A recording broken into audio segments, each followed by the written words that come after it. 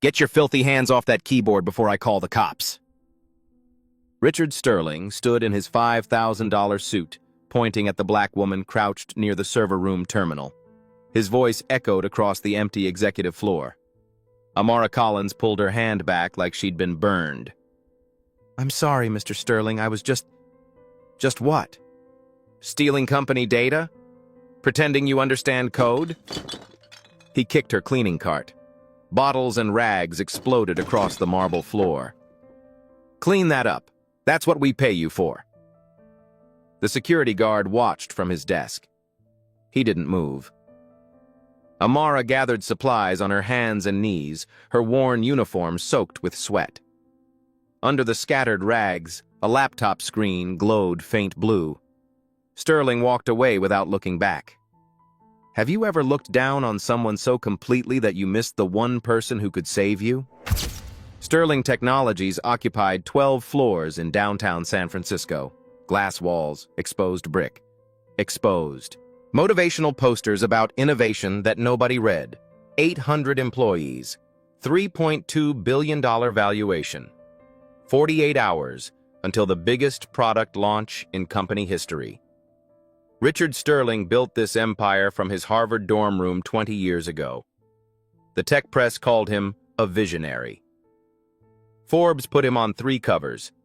He had zero tolerance for incompetence and even less for people who didn't belong. Cloud Vault 2.0 was his masterpiece. A cloud infrastructure platform that would either take the company public or get them acquired for billions. The launch event was already booked. 300 venture capitalists, journalists, and corporate clients. Union Square. Open bar. Live demo. Everything rode on this. Sterling's executive team knew the stakes. Elena Rodriguez, the chief technology officer, had been running code reviews for 6 weeks straight. James Wilson, VP of engineering, sent emails at 2 in the morning with subject lines like, "Launch or die." 200 developers worked around the clock. Most of them were white or Asian men from Stanford, MIT, Carnegie Mellon. They wore startup hoodies and kept their diplomas on their desks like trophies. The office had an unwritten rule: credentials equal competence. No exceptions. If you didn't go to the right school, you didn't get through the door. If you somehow got in anyway, you stayed in your lane. Amara Collins worked the 11 to 7 janitorial shift. 3 years emptying trash cans and scrubbing toilets while developers complained about the mess they made on purpose. She was 34, high school dropout, raised a daughter alone after getting pregnant at 16. Taught herself to code using YouTube tutorials and free online courses while her daughter slept. She carried a beat-up ThinkPad everywhere. 10 years old, duct tape holding the hinge together. She practiced coding during her breaks, sitting in supply closets with the door locked. Nobody knew. Nobody asked. The developers treated her like furniture. Daniel Hayes, the lead engineer, once made her clean up pizza boxes at 2 in the morning while he explained to his team why people like her would never understand algorithms. She smiled and nodded and took out the trash. Sterling had walked past her hundreds of times in 3 years. He never made eye contact. Not once. Tonight was different. Tonight, she'd seen something. The server room logs were still open on the main monitor when she came in to empty the trash. Error messages cascading down the screen like a waterfall. Authentication failures. Timeout exceptions. Token expiration warnings. She recognized the pattern immediately. 3 months ago, she'd finished a cybersecurity course on OAuth tokens. Not for credit. Not for a certificate. Just to learn. The instructor had shown this exact failure mode as an example of what not to do. Sterling's code had a critical vulnerability. Under heavy load, the authentication system would collapse. Tokens would expire faster than the system could refresh them. Users would get locked out. Worse, there'd be a tiny window where expired tokens could be reused. A replay attack waiting to happen. She'd photographed the error logs with her phone. Spent 20 minutes writing a fix on her laptop, hidden in the supply closet. She knew the rule. Janitors don't touch technical systems. Ever. But she also knew what would happen at the launch. 50,000 users hitting the system at once. Live demo in front of 300 people. Cameras recording. The authentication module would crash. Client data would be exposed. The company would be finished. She had to say something. That's when Sterling found her at the terminal. Ethernet cable plugged into her laptop. Code editor open on the screen. The security guard arrived 30 seconds later. Then Elena Rodriguez, who'd been working late in her office. Sterling's face went red. "You're fired. Security, escort her out. And someone check what data she just stole." Amara stood up slowly. Her voice came out steady. "Mr. Sterling, your authentication module has a critical vulnerability. If you launch in 2 days..." Did you seriously just try to tell me, a software engineer with 2 decades of experience at a company worth billions, that you found something wrong with my code? He turned to Elena. "This is what happens when we get soft on background checks." Elena held up one hand. "Richard, wait. Let her explain what she found." Sterling checked his watch. A power move, making everyone wait. "Fine. You have 60 seconds to explain this critical vulnerability to people who actually understand code. When you waste our time, I'm pressing charges for unauthorized system access." The security guard's hand moved to his radio. Amara's hands didn't shake. She'd been scared 3 hours ago when she first saw the errors. Terrified 2 hours ago when she started writing the fix. But now, standing in front of Sterling with a security guard ready to drag her out, something settled in her chest. She was right. Your token refresh function calls the authorization server every 300 seconds. But under load, server response time averages 320 milliseconds. Sterling's jaw tightened. "Get to the point. Multiply that by 10,000 concurrent users. Your queue depth exceeds buffer allocation." Elena pulled out her tablet, scrolling through code files. "Your exponential backoff is 1.5x with max retry of 3. That's 300 milliseconds, then 450, then 675. 1.4 seconds total." Amara stepped closer to the monitor. "Your token time to live is 600 seconds. Refresh trigger fires at 590. Under load, the backoff delay pushes requests past expiration." The security guard lowered his radio. "That's theoretical," Sterling said. "Real traffic doesn't..." "Your stress test tonight hit 9,340 concurrent users at 2:43 a.m.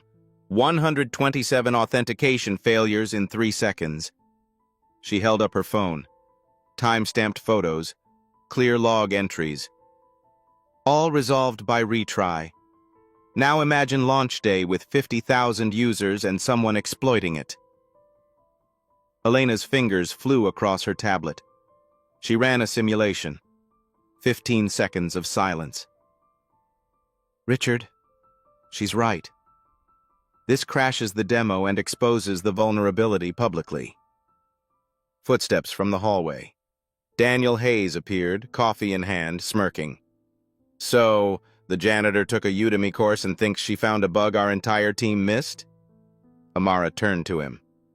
"I can show you the fix." Sterling's laugh was cold.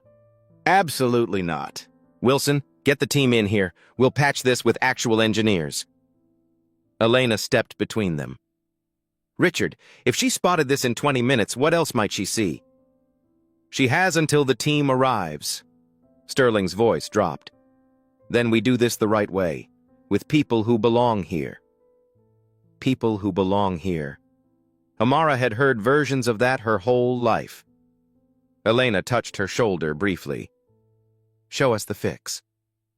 Amara pulled up code on her laptop. Her fingers moved fast. She'd written this 3 times already. Hayes leaned in. His smirk faded. Sterling watched in silence. Amara hit enter. Clean compile. No errors. Token refresh handler. 3-node Redis cluster instead of single instance. Circuit breaker on AUth server calls. Token prefetch at 550 seconds with jitter to prevent thundering herd. Elena's eyes widened. You wrote distributed caching in 20 minutes? Just core logic. It needs testing, integration, deployment. How long? Amara swallowed. 30 hours. Hayes laughed. You're a janitor with a laptop from 2015. Our codebase is 2.3 million lines. I've read your entire public GitHub. I know your frameworks, naming conventions, deployment pipeline. Silence. Sterling's phone buzzed. He ignored it. When you fail, you sign an NDA and disappear.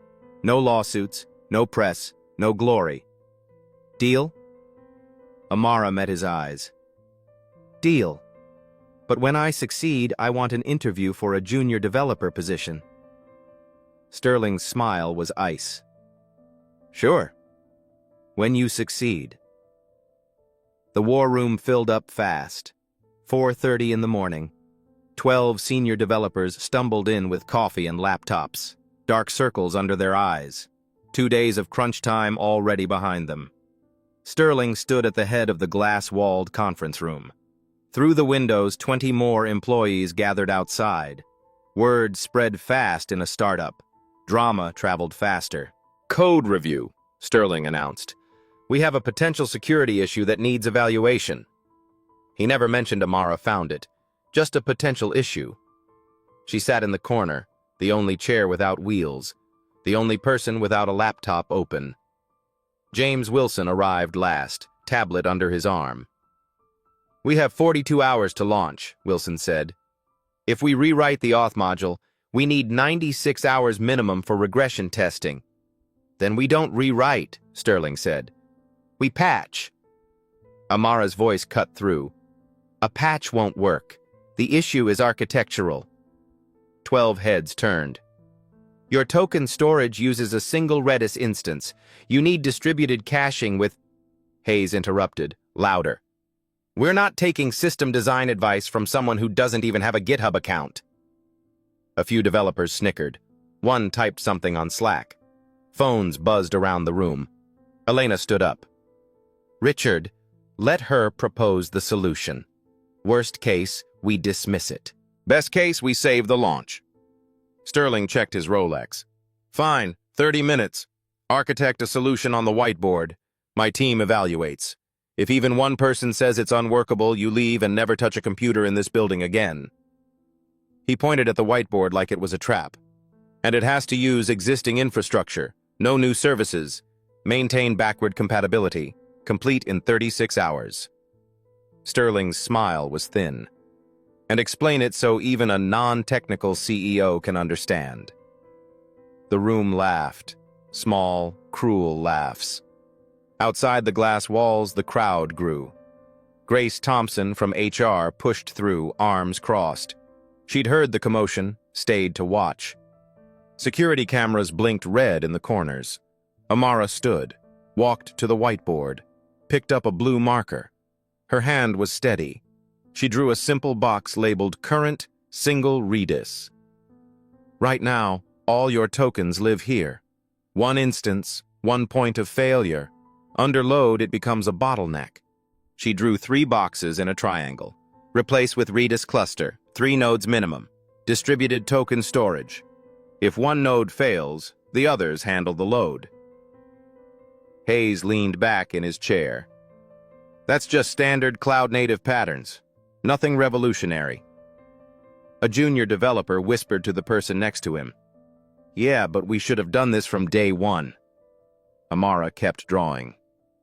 Add a circuit breaker pattern on your auth server calls. Right now, when the server is slow, you retry in a loop. That makes it worse. Circuit breaker fails fast, cuts the request, prevents cascade failure. Elena's fingers moved across her tablet, checking something.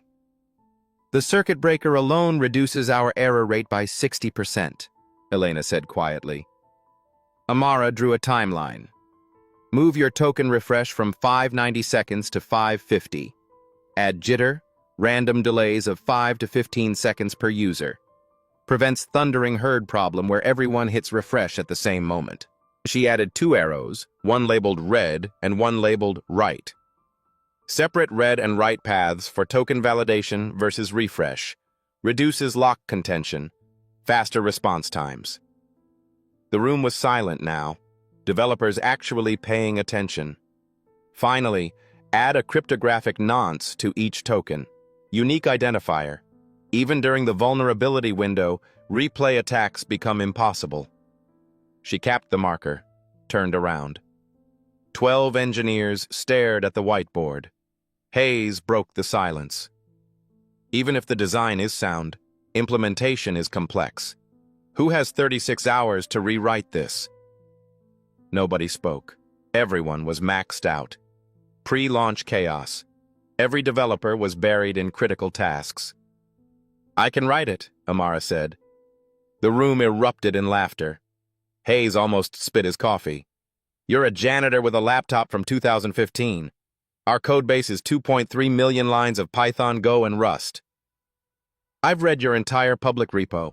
I've debugged your open source libraries on my own time. I know your naming conventions, testing frameworks, deployment pipeline." Her voice didn't rise, didn't waver. "Give me access and a mentor to review my commits. I'll have it done in 30 hours. Elena stepped forward. "Richard, we're out of options. I'll supervise personally. If she fails, we roll back and patch the old way." Sterling's eyes moved from Elena to Amara to the whiteboard. He was calculating. She could see it. The risk, the optics, the humiliation if she succeeded. "Fine." The word hung in the air. "But when you fail, not if, you sign an NDA and disappear. No lawsuits. No press. No, I found a bug story for Twitter. Deal?" Amara's voice was quiet. "Deal. But when I succeed, I want an interview for a junior developer position." Sterling's smirk returned. "Sure. When you succeed." He said it like it was impossible, like the sun rising in the west. Hayes pulled out his phone, typing fast. Within seconds, a Slack channel appeared. Someone had already named it Janitor Coder Fail Watch. Messages flooded in, betting on how many hours until she gave up, jokes about her cleaning the code instead of writing it. Grace Thompson stood outside the glass, watching everything, taking notes. Elena walked over to Amara. "I'll set up your access. Isolated dev environment. I'll review every commit before it goes to staging." She lowered her voice. "Don't make me regret this." Amara picked up her laptop. "I won't." Sterling turned to Wilson. "When this blows up, I want documentation of every failure, time-stamped. We're going to need it for the termination file." 30-hour countdown. Amara sat at a desk in the corner of the engineering floor. Isolated. No windows.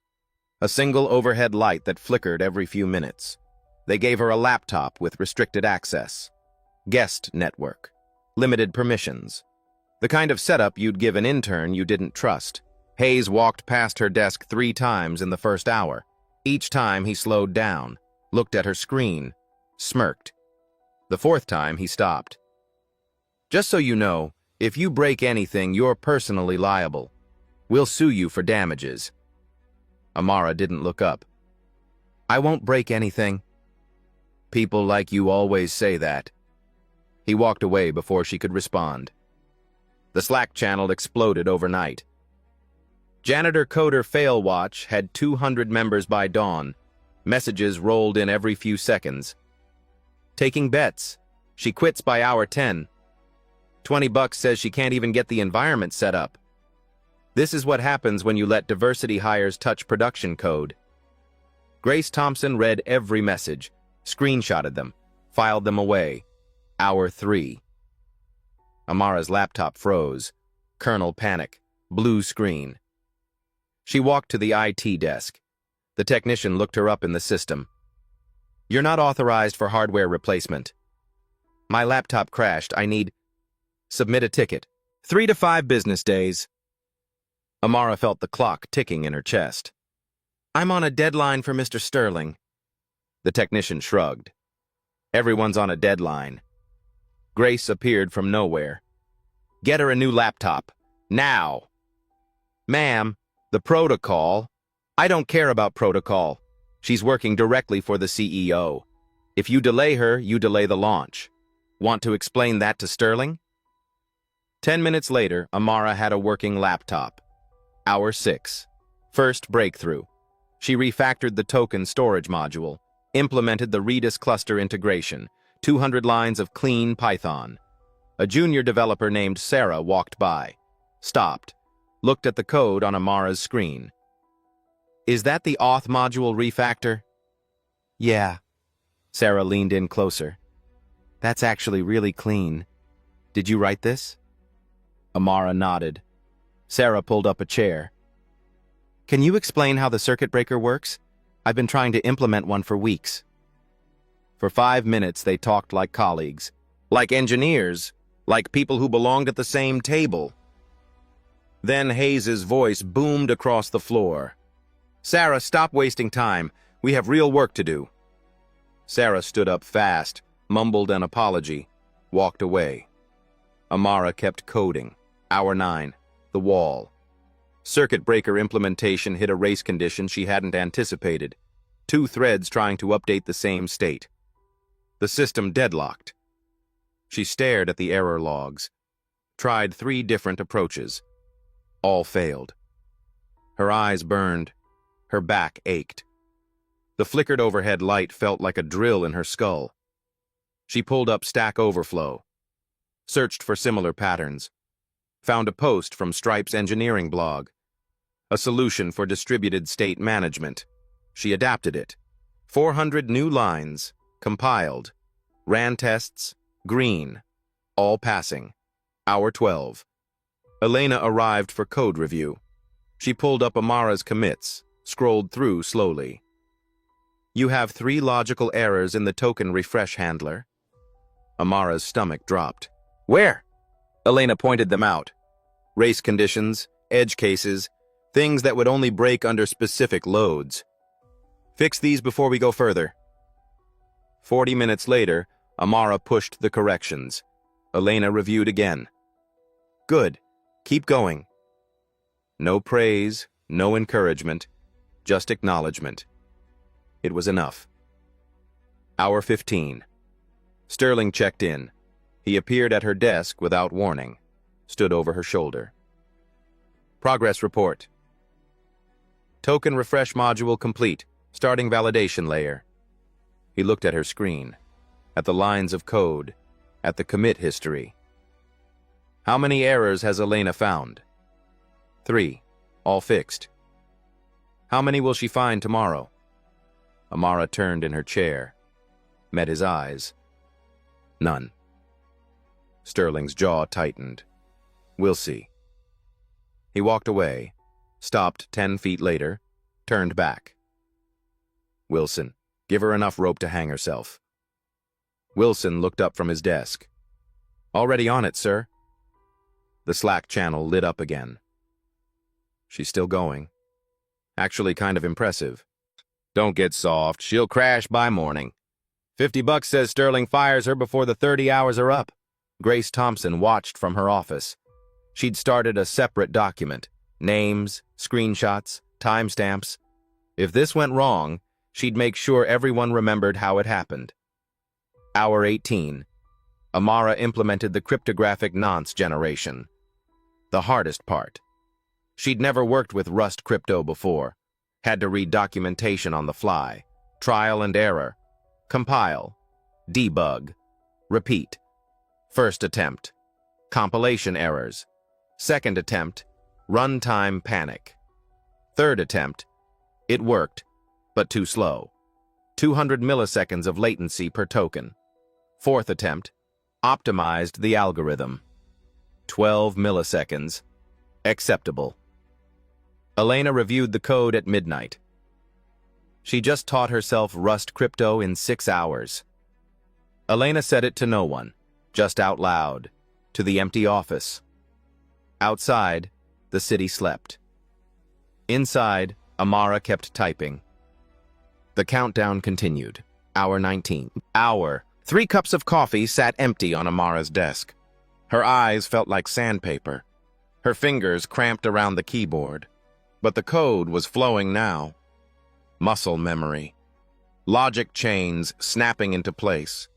She implemented the pre-fetch queue, load balancing logic, token distribution across the Redis cluster nodes. The main engineering floor buzzed with late-night activity, developers working on their own pre-launch tasks. Every few minutes, someone walked past her desk. Some ignored her completely.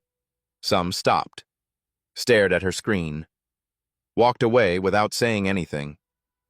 One developer, a guy named Marcus from the infrastructure team, pulled up a chair. "You're actually doing it." Amara didn't look up. "Trying to." Hayes sent an email to Sterling an hour ago. Concern memo about risking the launch on an unproven amateur. Her fingers stopped typing. Did Sterling respond? Not yet. Marcus stood up. "For what it's worth, your code looks solid." He left before she could thank him. Hour 22. The Slack channel had gone quiet. Not because people stopped watching. Because they ran out of jokes. Someone posted a screenshot of her commit history. 47 commits in 22 hours. Each one with a clear, professional message. Fix race condition in token validator. Optimize nonce generation algorithm. Add integration tests for circuit breaker. Another message appeared. Okay, I'll admit it. This doesn't look like amateur work. 30 seconds later, that message was deleted. Hour 24. Amara's phone buzzed. A text from her daughter. "Mom, you missed breakfast. Are you okay?" She'd forgotten. Completely forgotten she was supposed to video call this morning. She typed back with shaking hands. "I'm okay, baby. Working on something important. I'll call you tonight." 3 dots appeared. Disappeared. Appeared again. Is it worth it? Amara stared at the question. Worth missing time with her daughter? Worth the humiliation? Worth fighting people who would never see her as equal? She looked at the code on her screen. 2,000 lines. All hers. All working. Yes, I think it is. She put the phone away. Hour 26. Hayes appeared at her desk with Wilson. "We need the server room for staging deployment. You'll have to move. I'm in the middle of company policy. Active deployments take priority." They stood there, waiting. Amara saved her work, closed her laptop, gathered her things. They moved her to a supply closet. No desk. A folding chair. 1 power outlet. The light didn't work. She coded by laptop screen glow. Grace Thompson found her 15 minutes later. "This is retaliation. I'm documenting this." "It's fine," Amara said. "I just need to finish." "It's not fine. None of this is fine." But Grace couldn't override Wilson, not without escalating to Sterling. And Sterling had made his position clear. So Amara stayed in this closet and kept coding. Hour 28. Elena ran preliminary integration tests on Amara's code. The modules loaded into the staging environment. First test, token generation. Pass. Second test, distributed storage. Pass. Third test, circuit breaker under simulated load. Pass. Fourth test, full authentication flow with 10,000 concurrent users. The progress bar crawled across Elena's screen. Hayes stood behind her. "When this fails, I want it on record that I opposed this from the start." Elena didn't respond. The test completed. Pass. Hayes leaned closer.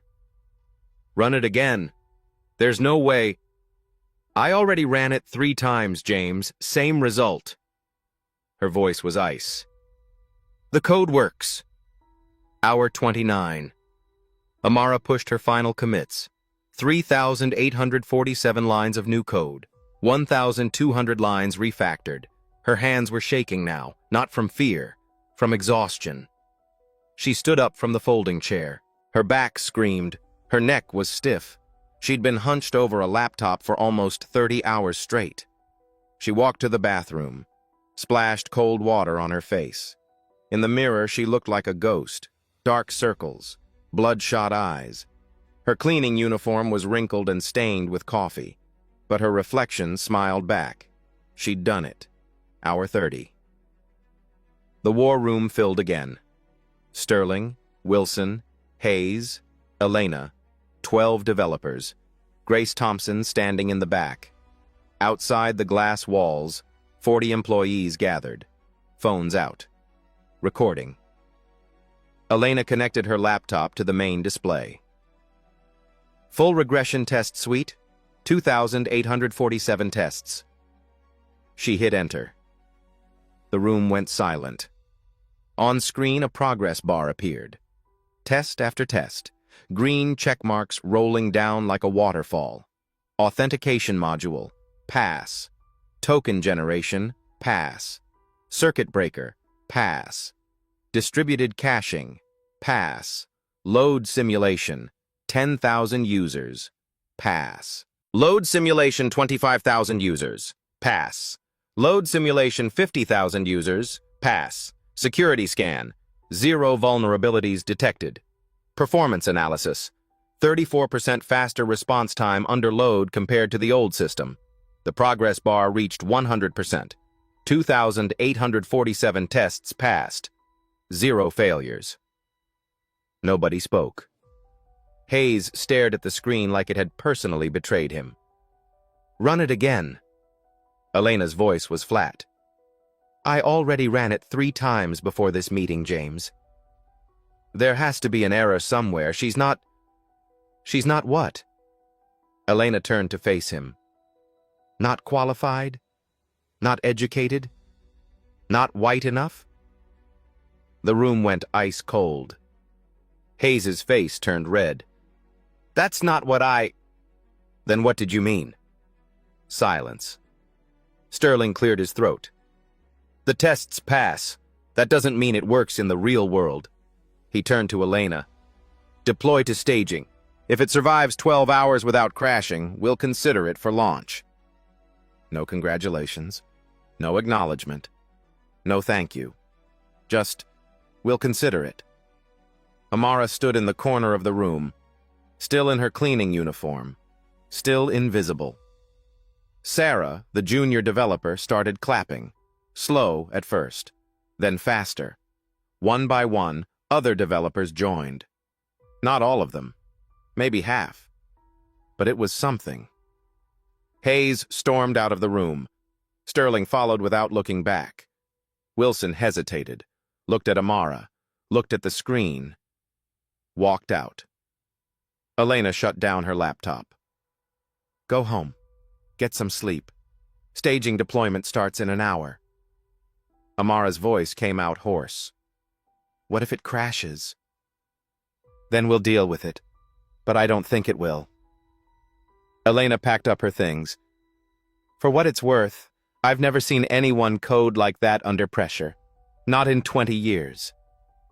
She left before Amara could respond. Grace Thompson walked over. I documented everything. Every message. Every act of retaliation. Every attempt to sabotage you. Why? Because someone should. Grace handed her a bottle of water. Drink this. You look like you're about to pass out. Amara drank. The water was cold and perfect. Outside the war room, employees were still recording, still watching. One of them posted to Twitter. Something incredible just happened at Sterling Technologies. Thread incoming. The tweet got 50 retweets in 5 minutes. The story was starting to spread. 12 hours later, 6 p.m., one day before launch, Amara sat in her car in the parking garage. She hadn't gone home. Couldn't risk missing something. She'd slept 3 hours in the back seat. Her phone buzzed. Elena. Staging results are in. Come to Sterling's office. Amara's stomach dropped. She walked through the lobby, past the reception desk, into the elevator. up to the executive floor. The same floor where Sterling had kicked her cart 36 hours ago. Sterling's office door was open. He sat behind a massive desk, floor-to-ceiling windows behind him, the city skyline like a crown. Elena stood to the side. Wilson sat in a leather chair. Hayes leaned against the wall, arms crossed. "Sit," Sterling said. There was only one chair left, cheap plastic, the kind from the conference rooms. Amara sat. Sterling slid a paper across the desk. Staging environment results. 0 crashes, 50,000 concurrent users, 5 times our launch estimate. He slid another paper. Latency improved 40% versus the old system. Another paper. Third-party security audit. No exploitable vulnerabilities found. He leaned back in his chair. "Your code works." Amara waited for the but. "Elena thinks we should use it for launch." Wilson agrees. Even Hayes admits it's technically sound. Hayes looked like he'd swallowed glass. However, there it was. "If we use your code and it works, you get credit. The press will turn this into a story. Poor black janitor saves billion-dollar company. We become the villains who didn't recognize talent." Sterling's fingers drummed on the desk. "If we use it and it fails, I look like an idiot for trusting a janitor over my entire engineering team. Either way, I lose." Wilson spoke up. "What if we present it as a team solution? Minimize her individual contribution. Say the engineering department collaborated on a fix." Amara's hands tightened on the armrests. Elena stepped forward. "Richard, that's smart," Sterling interrupted. "We deploy her code. Elena presents the security module at launch as a collaborative team effort. Amara stays backstage." He looked directly at Amara. "You keep your janitorial position. When this blows over, maybe HR considers you for an entry-level interview. Maybe. Take it or leave it." The room waited. Amara thought about her daughter. About 3 years of being invisible. About the Slack channels and the jokes and the kicked cart. About the code that worked. "I'll take it." Elena's face fell. "Amara, you don't have to. I just want my code to work. I want to prove I can do this. If it saves the company, that's enough." Sterling smiled. "Glad you're reasonable. Wilson, draft the NDA. Elena, update the launch presentation. Remove any individual attribution." Amara stood. "When do I sign?" "Tonight, before you leave the building." She walked toward the door. Sterling's voice stopped her. "And Amara, don't get any ideas about talking to the press. The NDA includes a non-disparagement clause. You say one word, we sue you for everything you'll ever make." She left without responding. In the hallway, Grace Thompson was waiting. "I heard everything." "It's fine." "It's not fine. He's stealing your work." Amara kept walking. Let him think he won. Launch day, 10 a.m., 2 hours before the event. Amara was mopping the executive floor, back in her uniform, back in her place. The NDA sat signed in Sterling's office. Her code was deployed to production. Elena was rehearsing the presentation downtown. Everything was ready. Then Elena's voice crackled over the building intercom. "Richard Sterling to server room B immediately. Security incident." Amara froze. Employees rushed past her. She followed, mop still in hand. The server room was chaos. Elena at the main terminal. Wilson pulling up logs. Hayes standing behind them, pointing at the screen. Sterling arrived 30 seconds later. "What happened?" Hayes turned, and his eyes locked on Amara in the doorway. "Her. That's what happened." He pulled up security footage on the side monitor. 8:47 a.m. Unauthorized access from an internal IP. Janitorial supply closet. She's been accessing the production system this morning. The footage showed Amara at a terminal, typing frantically, code scrolling across the screen. Sterling's face went red. "You accessed production without authorization? I found something. You violated every protocol we have. Wilson, call the police. Mr. Sterling, please, there's a back door in... Enough! His voice echoed off the server racks. Security! Remove her from the building, now! 2 guards appeared. They weren't gentle. One grabbed her arm. The other took the mop from her hands. Wait, Amara pulled against them. The load balancer has malicious code. Check production config line 1294. Someone inserted it last night. Hayes laughed. She's making excuses. Classic. They dragged her toward the exit. Her feet barely touched the ground. Employees lined the hallway, phones out, recording everything.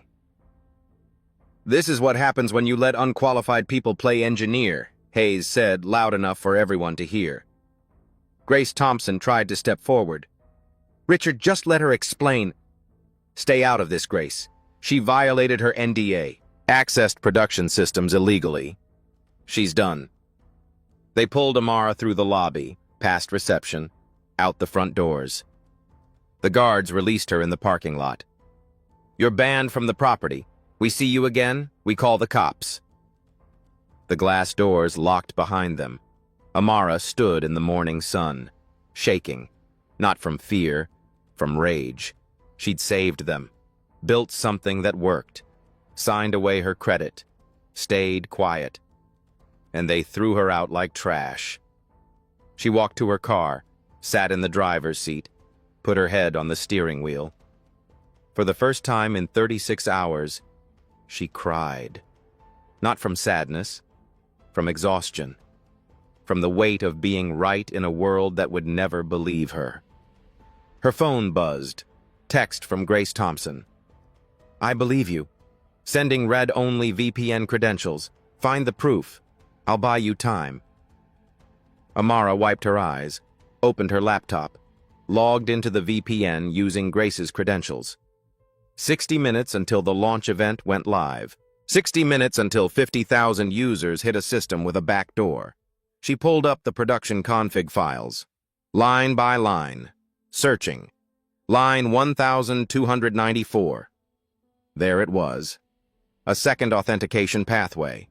Completely separate from her security module. It bypassed every protection she'd built. Logged credentials to an external server. She checked the commit history, inserted at 3:22 a.m. last night, while everyone slept. The admin who added it, James Wilson. Her hands stopped shaking. She pulled up badge swipe records, cross-referenced timestamps. Wilson entered the building at 3:15 a.m., left at 3:45 a.m. He'd sabotaged the system, deliberately, to make her code fail publicly, to prove Sterling right. But why would Wilson risk the company? She dug deeper, checked the external server receiving the credentials. The IP traced back to a shell company. Ownership records buried under 3 layers. But the final name made her stomach drop. James Wilson, 51% ownership. He wasn't just sabotaging her, he was stealing client data to sell. Amara had 45 minutes to stop it, and she was locked out of the building. Union Square, noon. 300 people filled the venue. Venture capitalists in tailored suits, journalists with cameras, CTOs from Fortune 500 companies. The stage was massive, 20-foot screens on either side. Sterling Technologies logo glowing blue. Richard Sterling stood center stage, confident, smiling. Thank you all for coming. Today, we launch Cloud Vault 2.0, the most secure cloud infrastructure platform ever built. Applause rippled through the crowd. Backstage, Elena paced with her presentation notes. Hayes sat in the tech booth controlling the screens. Wilson stood near the exit, checking his phone. Outside the venue, Amara ran. Grace had texted her the service entrance code. She slipped through the back corridors, past catering staff, past security who didn't look twice at a woman in a cleaning uniform. She found the tech booth balcony, 20 feet above the stage, public view of everything. Sterling was 10 minutes into his keynote. Our CTO will now demonstrate why Cloud Vault 2.0 is unhackable. Elena stepped onto the stage. The screens lit up with code. Our new authentication system, developed by our team, eliminates every known vulnerability. Amara's voice cut through the room. That's a lie, and you're about to prove it. 300 heads turned. Cameras swiveled toward the balcony. Sterling's face went white. Security, remove her. Mr. Sterling, if your system is so secure, let me test it. Right now, in front of everyone. The press section erupted. Who is she? Why is she in a janitor uniform? Is this part of the presentation? Elena whispered into her microphone, but it was still live. Richard, that's the woman who wrote the code. The room exploded with noise. Sterling's jaw clenched. He was trapped. 300 witnesses, dozens of cameras. If he refused, it looked like he was hiding something. Fine. You want to embarrass yourself publicly? You have 60 seconds to hack our unhackable system. When you fail, I'm pressing charges for trespassing and corporate sabotage. He gestured to the demonstration terminal on stage. The screen projected to the entire room. Amara walked down from the balcony, through the crowd. People moved aside like she was radioactive. She stood at the terminal. Her fingers hovered over the keyboard. Mr. Sterling's system has a back door. Someone with admin access inserted code last night that logs user credentials to an external server. I'm going to prove it right now. Hayes stood up in the tech booth. That's slander. She's lying. Then let her try, someone from the press shouted. Amara's fingers moved. I'm creating a test account. Everyone can see this. On the giant screens, her keystrokes appeared in real time. Username, demo@test.com. Password, CloudVault 2024. She hit enter. The system accepted it. Account created. Now watch what happens. She opened a second terminal window, connected to her VPN, pulled up network traffic logs. The entire room watched on the 20-foot screens. This external IP just received a post request containing my username and plaintext password. That should never happen. CloudVault 2.0 should never send credentials outside the system. Murmurs rippled through the crowd. A journalist raised his phone. Can you prove that's not fake? Amara pulled up the production config file. Highlighted line 1294. This webhook was inserted at 3:22 a.m. today. Here's the audit log. She projected it on screen. The admin who added it was James Wilson. The room erupted. Wilson pushed toward the exit. Security blocked him. Hayes jumped from the tech booth. She's fabricating evidence. She had access this morning. She could have planted this herself. Amara turned to face him. The audit log is cryptographically signed with blockchain-based timestamps. Your own system. Unless I hack the blockchain in 90 minutes, this is authentic. Elena pulled out her tablet, verified the signature herself. Richard, the signature is valid. This was Wilson. Sterling looked like he'd been punched. Wilson, explain. Wilson's face was red, sweating. She's unqualified. She's dangerous. I was protecting the company from... From what? Amara's voice was steel. From me? Or from the fact that a black woman with no degree wrote better code than your entire Ivy League team? The silence was absolute. Cameras captured everything. Someone in the press section started typing furiously. You weren't protecting the company, Amara continued. You were stealing client credentials. The external server traces back to a shell company you own. She pulled up the ownership records, projected them on screen. You sabotaged my work so I'd take the blame when the system failed and credentials leaked. Then you'd sell the data. Wilson lunged toward the stage. Security grabbed him.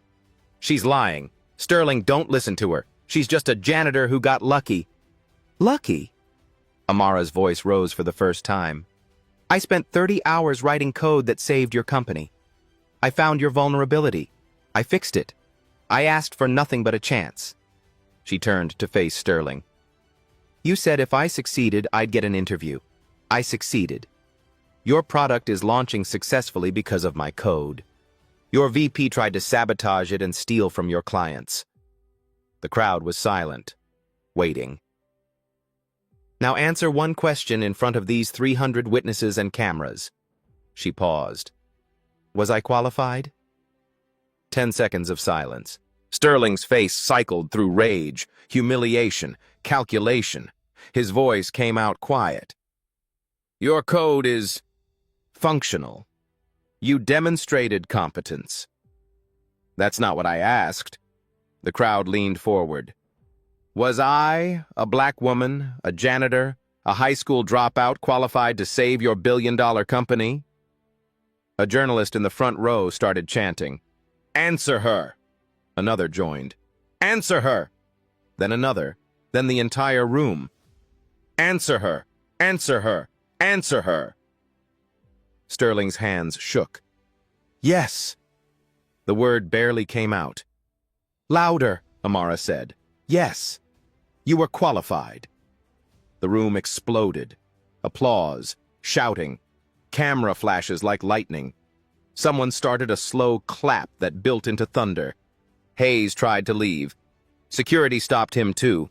Grace Thompson walked onto the stage, handed Sterling a folder. "Richard, you need to see this." Inside, screenshots of every discriminatory message from the Slack channel, every act of retaliation, every attempt to sabotage Amara. Time-stamped, documented, ready for lawyers. Sterling looked at the folder, at the cameras, at the 300 witnesses who would never forget this moment. He was beaten, and everyone knew it. Elena stepped forward, took the microphone. "Ladies and gentlemen, the woman you just met is Amara Collins. She identified a critical security vulnerability, architected the solution, and implemented it in 30 hours.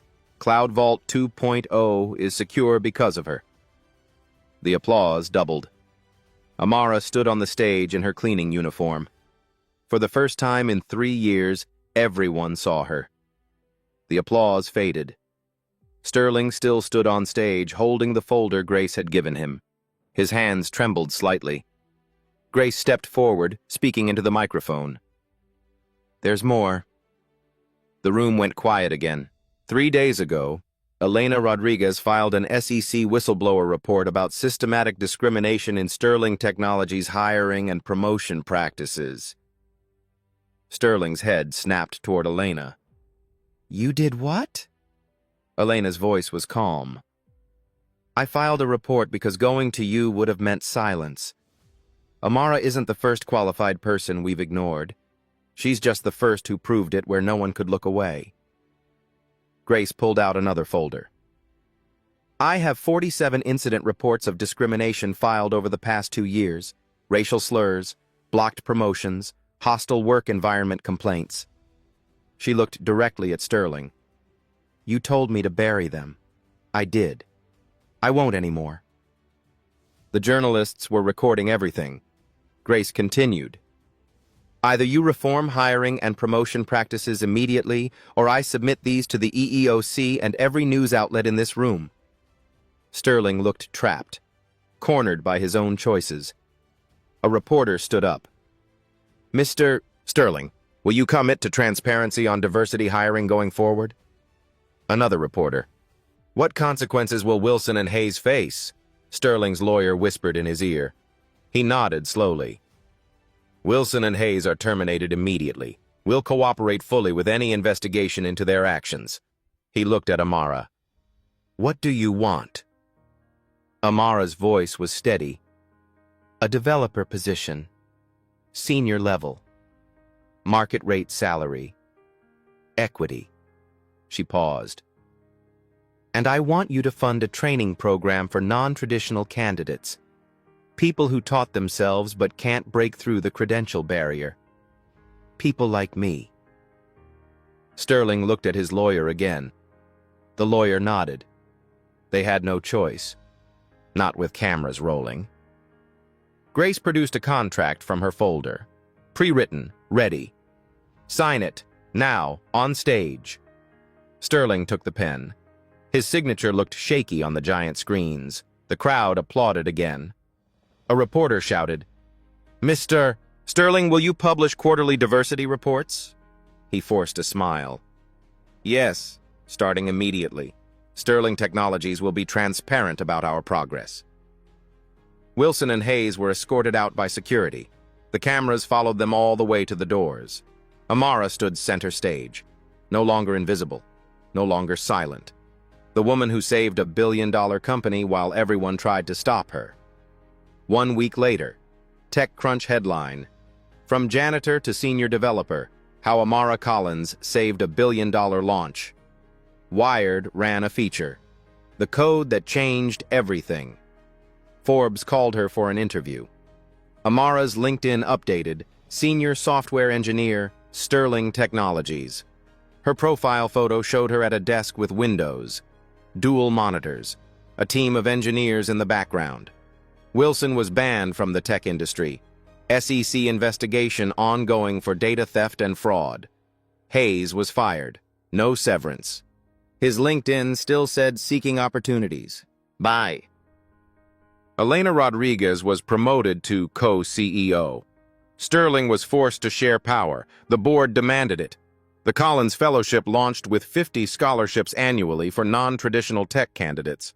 Amara led the selection committee. Applications poured in from across the country. Single mothers, high school dropouts, people who taught themselves in libraries and community centers, people who'd been told they didn't belong. The first cohort started 3 months later. Amara stood in front of 12 students in a Sterling Technologies classroom. A young man in a janitorial uniform sat in the front row, laptop open, learning Python during his break. She saw herself in every face. "They didn't see me because they didn't want to," she said quietly. "I was invisible not because of my skills, but because of their assumptions." She walked between the desks. The code didn't care that I was black, or a woman, or a dropout. The code just cared if I was right. She stopped at the whiteboard. And I was right. The students watched her, listening, believing. Sterling never apologized. He didn't have to. The system changed because people like Elena and Grace refused to stay silent, because I refused to stay invisible. She picked up a marker. If you've ever been underestimated, dismissed, or told you don't belong, remember this: competence doesn't ask permission. She wrote on the board, "It just proves itself." "What will you prove?" The camera pulled back. 12 students, 1 teacher. A classroom that didn't exist a month ago. Outside the window, San Francisco stretched toward the horizon. Somewhere in that city, another person was teaching themselves to code, waiting for their chance. If this story moved you, share it with someone who needs to hear it. Comment with your own story of being underestimated. Subscribe, because competence deserves an audience. And remember, the world only changes when we refuse to stay invisible. At Black Voices Uncut, we don't polish away the pain or water down the message. We tell it like it is, because the truth deserves nothing less. If today's story spoke to you, click like, join the conversation in the comments, and subscribe so you'll be here for the next Uncut Voice.